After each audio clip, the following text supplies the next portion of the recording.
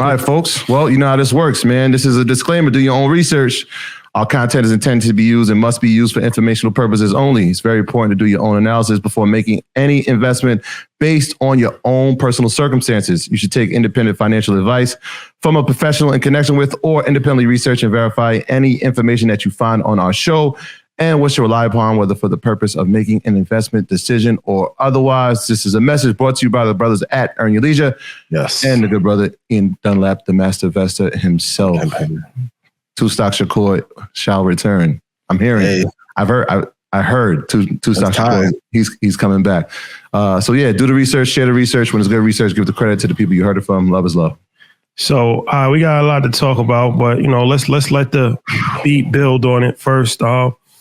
Let's start with what's the hardest part of investing? In your opinion, what's the hardest part about investing? You're a great executive producer because you gotta let the beat build. We gotta let the beat. We gotta let some more people get in here. Share, hit the like button. Yes, and share. Share with 5 people. Share with your baby daddy, baby mama, your auntie, uncles. We're gonna have a time tonight. The hardest part is staying invested for a period of 7 years. A famed hedge fund investor, Jim Chanos, is now shutting down his fund. He was a perma bear. And what worked in 2008 does not work in these market conditions. Please put in chat, the market is permanently rigged to stay up. The market is permanently rigged to stay up. So even though there's all this disaster amongst the economy, the Nikkei, the Japanese market, is up. NASDAQ is moving higher. Microsoft is moving higher. NVIDIA is moving higher. IWM calls for the Russell 2000 are going up as a result. The Dow is doing pretty good, and almost XLK that we've talked about before is moving higher. So it looks like third year into a presidential year, even though the leadership isn't great, it looks like the market will be up 20% for the year by the time we get to December. There's a lot of criticism, and the polls were not favorable for Biden. But the one thing that he will have going for him going into the election is that the stock market has done well relatively this year, despite all of the economic turmoil that is there. So the biggest decision and the hardest thing about investing is just staying long, in a position, long enough, to see profitability. I'm begging you guys, 7 years. Please put in chat, I'm going to hold for 7 years, no matter what. Buy quality. We've told you which ones to buy. For those of you who haven't listened, I'm sorry. It may be time to jump off a balcony. But for those of you who have, I commend you. I appreciate you and I love you dearly. But stay long. Being a perma bear is a fool's errand for sure. And it is a mistake to not be long in the stock market. By no means are we telling you to jump off of anything. Yes, but theoretically, I think you're right. If the one word I could say, which that is the toughest thing to do, is to be patient. You got to be built for this, right? So when we saw the excitement of people having gains in 2020, we saw that continue into 2021. And then those same people we didn't hear from in 2022.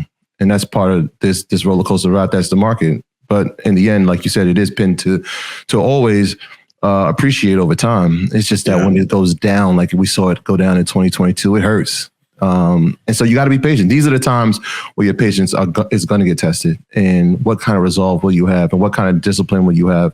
And what kind of lessons will you learn from these times? And so if you took those lessons from 2022, then you were able to readjust, reapply, and reassure yourself in the work, right? So 2023 comes, and now, again, when we had these calls in early January, now you're starting to see some of the fruits of labor of those lessons that you learned during the 3 years. I think this past 4 years, we've seen a microcosm of the history of the market. We've seen a recession, we've seen a bull market, we've seen a bear market, we've seen interest rates rise, we've seen inflation rise, we've seen presidential cycles. We've seen it in this just 3 years. We've seen everything you've kind of needed to see to really test a market over the from a historical standpoint. And so now that you've seen it and you've been through some of it, what kind of resolve will you have now? How patient will you be now? Because history is likely to repeat itself. And we know what's ahead of us, right? We know technology is here. We know that there's a threat of a possible recession, but we've seen these signs before. So I think being patient is probably the number one thing the number one thing that inside of the market that is challenging for me personally, but I think for a lot of people as well. And you have to remember too, even in times when a recession is coming, that's when the next crop of best companies are being built. NVIDIA was created before the recession, but their emergence as a dominant tech player comes now. Like we need to go back to building real companies, and there are the infrastructure of the internet. Like they have the most powerful chip for development. Like we were talking about it before we went live. They're the engine of all these companies right now. Mm-hmm. So there's always that analogy of you can either try and dig for gold or sell the picks and shovels. They are the digital pick and shovel. And for the foreseeable future, I don't see them having a great competitor.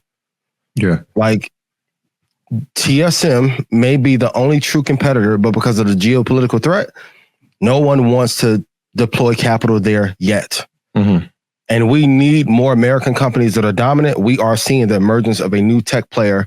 And of course, if the earnings do well tomorrow, which they should, the stock could pop to, you were talking 550. But if you have to deploy money into a growth stock, who's better than NVIDIA right now? Like I keep saying, for this year, it opened up at 148.51. It's so 504 right now. That's 339% from long-term investing only. Y'all don't even include the option.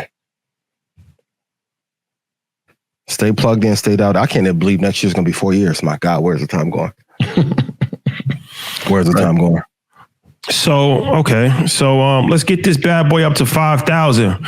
Yes, before please. we start talking about what everybody wants to hear. Let's get this bad boy up to 5,000. Hit the like button and share. In the meantime, yes. What are some of the biggest mistakes that traders have made in 2023? I was talking about this a little bit earlier, but I think one of the biggest mistakes is not being invested long-term to understand where the market is truly going when you're trading short-term. So in order to be a great short-term investor or day trader, you have to be a good long-term investor first. So if I wake up and my portfolio is up. So when I woke up today, saw NVIDIA and Microsoft had pushed up overnight. Microsoft made a new all-time high before the market opened. NVIDIA was floating after that. That immediately told me the direction of the market to go. Secondly, not sticking to one target. Whether you're in options, futures, crypto, Forex, please put in chat. I'm going to marry one target. And third, deviating from plan. I know y'all tired of me saying it, but I got to keep saying it because not enough of you guys are winning at a high enough rate. Stop changing your plan. If the plan for Market Mondays is to go live or put out content every Monday, we can't put the content out on Wednesday when we feel like it. So in your trading plan, less is more. Someone asked me earlier today, like, do I try and be at a certain amount of trades by the time the holiday season comes? You can't trade like that. You have to trade when the move is there. So if I don't have a good move on Wednesday or a good move on Friday, I have to wait another week before the move is there.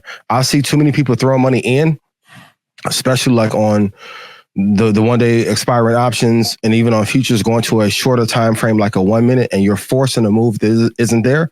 It's better for you to wait for a move that is going to win than to just try and throw money in and then be like, damn, I got stopped out. And now it erodes your confidence.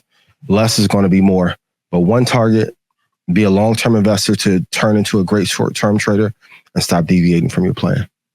I'm going to add number 4 to that. And I think it's people trying to figure out the perfect time to get in the market. That's a great one.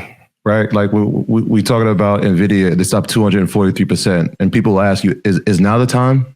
The time, it's always been the time, right? If we look at the fundamentals of the companies, if we look at the balance sheet, if we look at the cash flow, if we look at what they have in reserves, is now the time, right? We'll talk about Apple every week for 4 years and they'll ask you the same thing. Is it time? Yep. Well, it's been the time. And now in 2023, it's up 53%, right? They'll ask you about Amazon. What was it the time? Well, it's up 70% this year. Microsoft is up 54% this year.